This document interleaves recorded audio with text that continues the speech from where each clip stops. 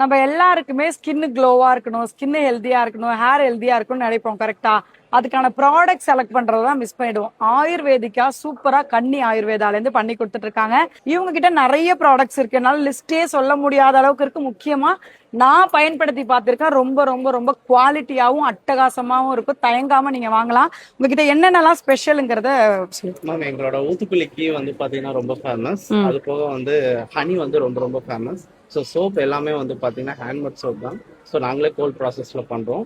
So ஃபுல்லாவே எல்லாமே ayurvedic தான், எந்த விதமான கெமிக்கல்ஸ் கிடையாது.